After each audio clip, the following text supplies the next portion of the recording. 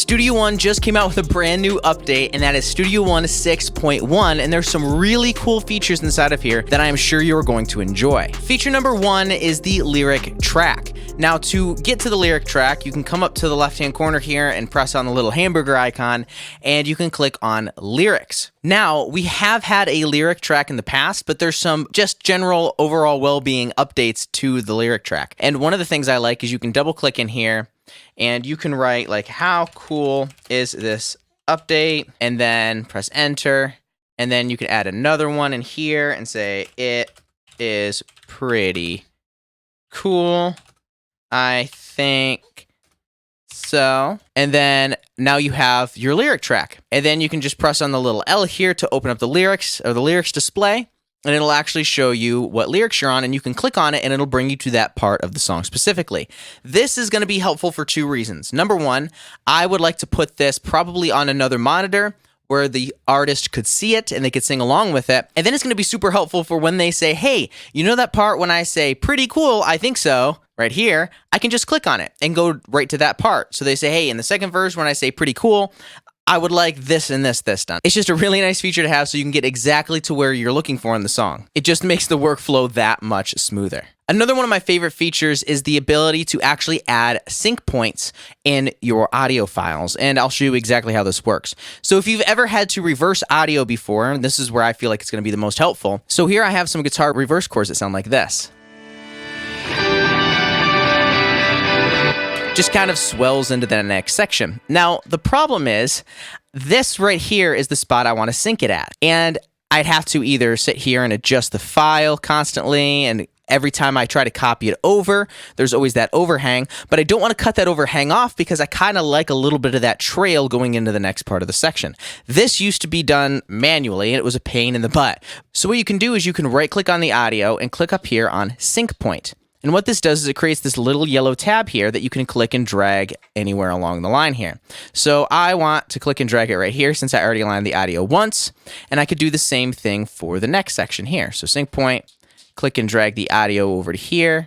So now that is my new sync point. Now every time I drag the audio from one section to another, it'll automatically snap to the grid wherever that yellow dot is.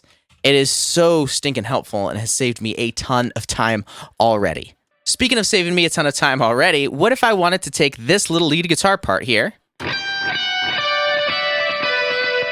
and I wanted to add a reverse reverb to it? Well, what I could do is just, for now, eliminate that beginning part and then just come over here and cut right about here.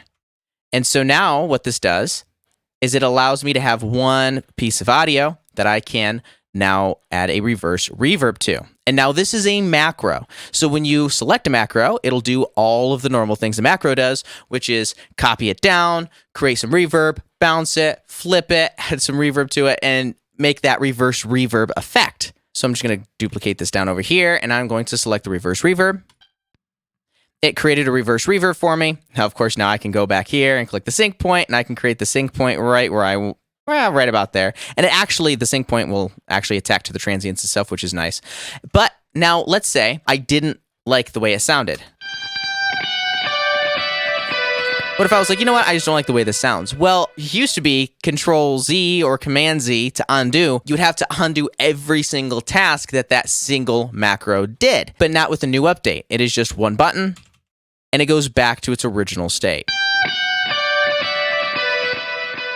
Which, by the way, this guitar tone is done completely in the box with Studio One. I'm actually using Empire and all of the effects inside of Studio One. If you want this exact guitar preset, you can just click the link in the description of this video and you can download this exact guitar tone for free.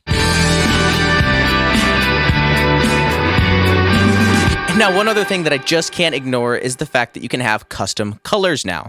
And you can come down here and click this little arrow, and it'll bring up this window where you can now create your own specific colors. And you can select any one of these colors. You can adjust the hue, and you can adjust where it's at exactly, or you can even input the exact RGB parameters that you want to. Then once you have your own colors, you can actually store it as a specific preset if you want to. Or if you just screwed everything up kind of like I did here, you can just click reset, and it'll bring you back to the normal color code that they have inside of Studio One. You can actually load presets, and they have other presets here that are actually really nice, like 256 colors, which is wild, fade to black, the HTML basic colors, neon vice, pH scale. I mean, a whole bunch of different types of colors in here. I like to leave it at the default, make sure that everything's saved there, and it does more than enough for me. But if you want specific colors, you have access to custom colors inside of Studio One 6. So do you remember when I mentioned that the guitar tone was all done just with stock Studio One plugins? Well, I actually put Fat Channel's analog emulations head-to-head with some of the best analog emulations in the industry. And if you'd like to see that video, you can just click on that right here.